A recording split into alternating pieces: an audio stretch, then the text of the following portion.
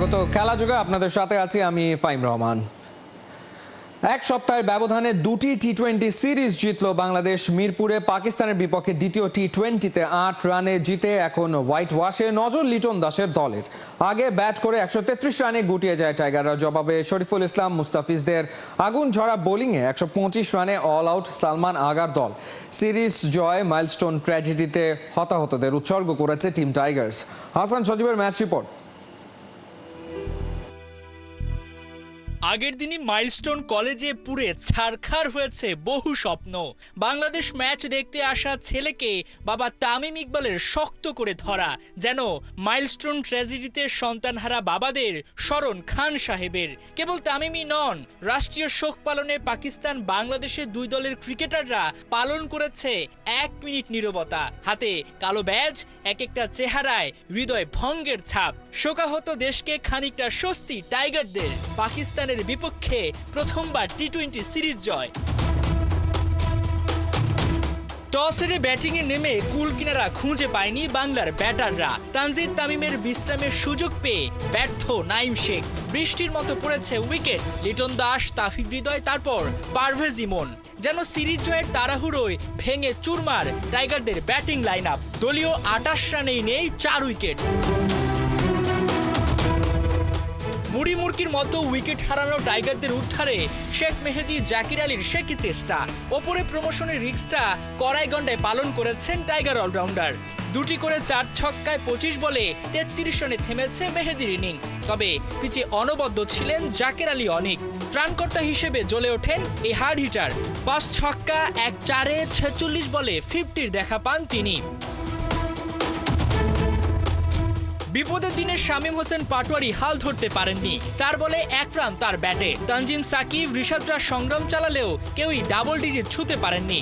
শেষ পর্যন্ত জাকিরের 55 রানে নির্ধারিত ওভারে 133 রানে অল আউট টাইগাররা। অল্প রানে বাংলাদেশকে বেঁধে ফেলে খুশিতে একটু বেশি আত্মহারা হয়ে পড়েছিল পাকিস্তান। যেন ভুলে গিয়েছিল রানটা কম হলেও মিরপুরে এই রানই যে মাউন্ট এভারেস্ট জয়ের সমান। যেমন ভাবনা তেমন কাজ। শুরু থেকেই শরীফুল ইসলাম, তানজিম সাকিবদের আগুন ছোড়া বোলিংয়ে সফরকারীরা দিক বেদিক হারা। দলীয় 15 রানে গুনে গুনে ওদের 5খানা উইকেট তুলে নিল টাইগাররা। পাকিস্তানিদের যাওয়া আসার মিছিলে আশা জাগাচ্ছিলেন কাপ্তান সালমান আগা। ব্যক্তিগত 3 রানে কাপ্তানের টেস্ট মেজাজের ব্যাটিংয়ে শেখ মেহেদীর হানা। এখানেই ক্লান্ত থাকেননি টাইগার স্পিনার। খুশদিল শাহর উইকেট তুলে গুড়িয়ে দিয়েছেন পাকিস্তানিদের ব্যাটিং লাইন আপ। 47-এ 7 উইকেট হারিয়ে ওরা বিপাকে। বাংলাদেশ অপেক্ষায় সিরিজ জয়ের উল্লাসে। তবে তাতে বাদ সাধেন ফাহিম আশরাফ, আব্বাস আফ্রিদি। আগ্রাসী ব্যাটিংয়ে টাইগারদের ভীতি সঞ্চার করলেও শেষমেশ পেরে ওঠেনি পাকিস্তান। 1 ম্যাচ হাতে রেখেই সিরিজ জয় টাইগারদের। এখন অপেক্ষা হোয়াইট ওয়াশের। হাসান সজীব, 71। বাংলাদেশের সিরিজ জয় মাঠে বসে দেখেছেন তামিম ইকবাল। যদিও ম্যাচ শেষ হবার আগেই বের হয়েছেন ছেলের হাত ধরে। এর আগে অবশ্য খেলাযোগকে জানিয়েছেন ক্রিকেটের দুর্দিন কাটাতে এই সিরিজ জয় দরকার ছিল টাইগারদের। এছাড়া নবীন দলটার আত্মবিশ্বাসটাও বাড়বে এই জয়। আপাতত বিশ্বকাপের চিন্তা না করে সিরিজ টু সিরিজ আগানোর পরামর্শ তামিমের। দর্শকদের কাছে দলের জন্য সাপোর্টও চেয়েছেন তিনি। বিস্তারিত নাইয়ান বিন জসিমের রিপোর্টে। জিতেছেন অ্যাজ এ প্লেয়ার মাঠে থেকে, আজকে একেবারেই মাঠে দর্শক হিসেবে থেকে, পাশে আবার ছেলে ছিল। How the feeling? ওর জন্যই মেইনলি আসা, আর এমনিও আমি অবশ্যই আসতাম খেলা দেখতে। এখন তো খুব ভালো সিচুয়েশনে আসে বাংলাদেশ। আশা করি আর যে 3 উইকেট আছে 3 উইকেটটা হয়ে গেলে সিরিজ জয় হবে। আমার কাছে মনে হয় ক্রিকেটের জন্য ইন জেনারেল একটা চমৎকার একটা জিনিস হয়েছে। এই একটা ইয়াং টিম, যখন পারফরমেন্স ভালো হয় না, অনেক ধরনের ক্রিটিসিজম হয়।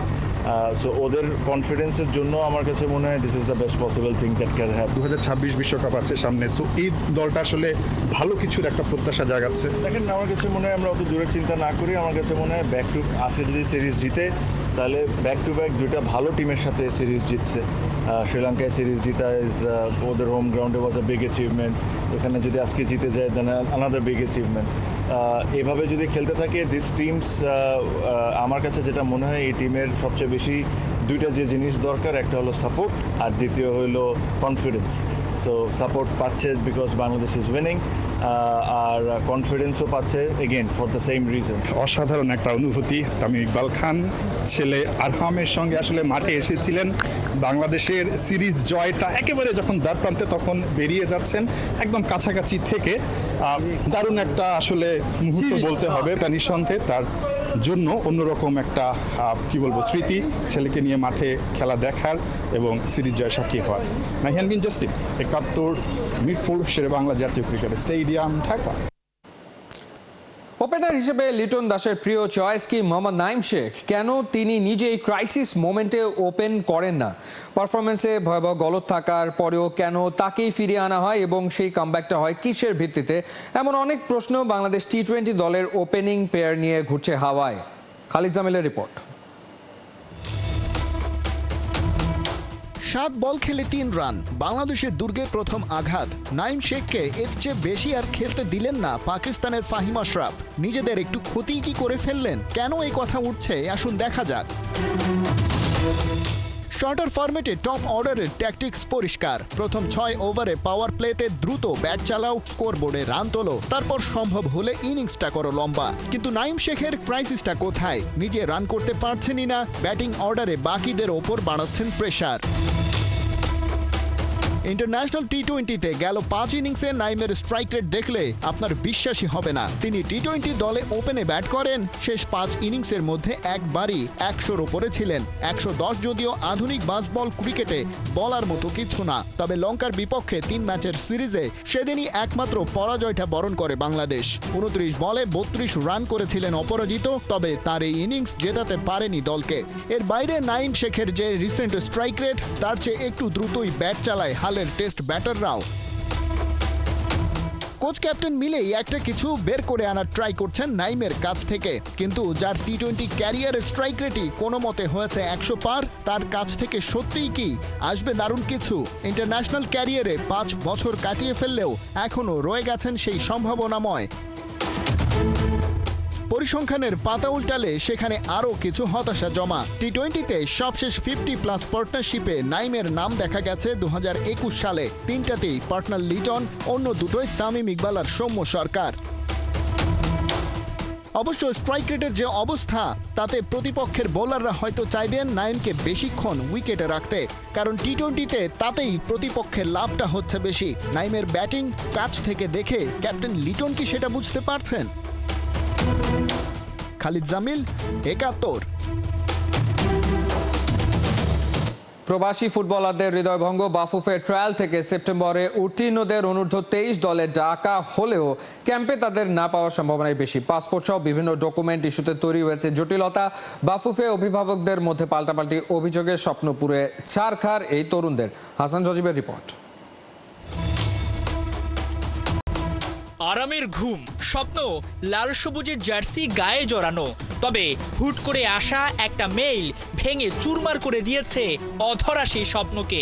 হৃদয় পুড়ে ছারখার প্রবাসী ফুটবলারদের। সেপ্টেম্বরে এশিয়ান কাপ বাছাইয়ে বাংলাদেশের হয়ে খেলা অনিশ্চিত। খেলাযোগের হাতে প্রবাসীদের হৃদয় ভাঙা সেই তথ্য। পেপারস ইস্যুতে সেপ্টেম্বরে কিউবা মিচেল, ফাহমিদুল ইসলামদের সঙ্গে ট্রায়ালে প্রবাসীদের না দেখার সম্ভাবনাই বেশি। খেলাযোগ আগেই জানিয়েছিল ট্রায়াল থেকে কোন কোন ফুটবলার ডাক পাচ্ছে অনূর্ধ্ব-23 এশিয়ান কাপ বাছাইয়ের ক্যাম্পে। তবে মিসকমিউনিকেশনে কারোই আশা হচ্ছে না বাংলাদেশে। কেন, কি কারণে এমন অনিশ্চয়তা তৈরি হলো তা জানতে পেরেছে খেলাযোগ। ট্রায়াল শুরুর আগে বেশ কিছু দরকারি পেপারস রেডি করতে বলা হয়েছিল বাফুফের তরফ থেকে। ডুয়েল সিটিজেনশিপ, বাংলাদেশি পাসপোর্ট, জন্ম নিবন্ধন ও এনওসি। লাল সবুজের জার্সিতে খেলতে হলে এসবের বিকল্প নাই, কিন্তু এখানেই তৈরি হয়েছে জটিলতা। আপকামিং অনূর্ধ্ব-23 ক্যাম্পে ডাক পাওয়াদের বেঁধে দেওয়া হয় টাইমলাইন। 23 জুলাইয়ের মধ্যে সমস্ত পেপারস জমা দিতে পারলেই তাদের নিয়ে ফিফা ও এএফসিতে কাজ শুরু করবে বাফুফে। তবে ট্রায়াল শুরুর আগে থেকে এমনকি ট্রায়ালেও অভিভাবকদের নানাভাবে কাগজের জন্য জোর দেয়া হলেও সেটা সম্ভব হয়নি। বাফুফে জানিয়েছে অভিভাবকরা করবেন বলে আশ্বাস দিলেও ঠিক সময় ডকুমেন্ট জমা না দেয় লাল সবুজের জার্সিতে হয়ে খেলা এখন অনেকটাই অসম্ভব ফুটবলারদের জন্য। যদিও এমনটাতে একমত নন অভিভাবকরা। বাফুফের পেশাদারিত্ব নিয়ে প্রশ্ন তুলেছেন তারা।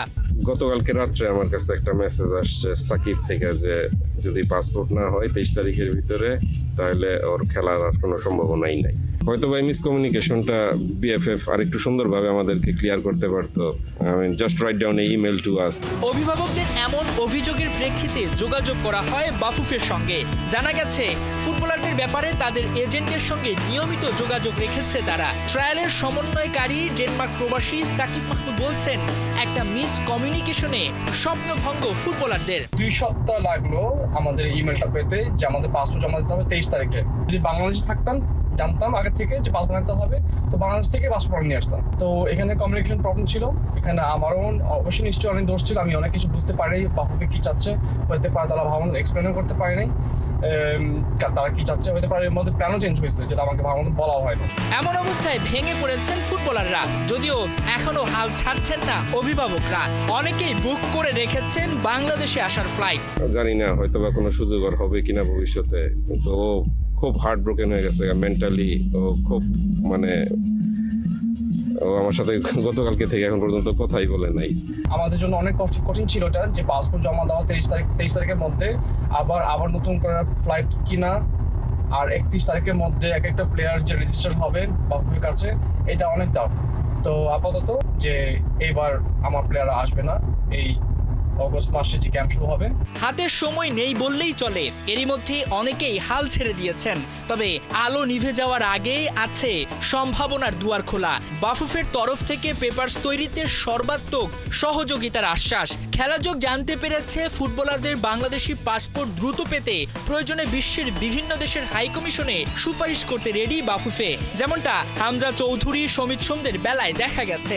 এখন হাতের টাইমলাইন 23 জুলাই, প্রয়োজনে সেটা বাড়াবে বাফুফে। তবে ক্যাম্পে ডাক পেতে সবার চাই প্রয়োজনীয় কাগজপত্র, নইলে স্বপ্ন দেখার আগেই নিভে যাবে ফুটবলারদের আলো।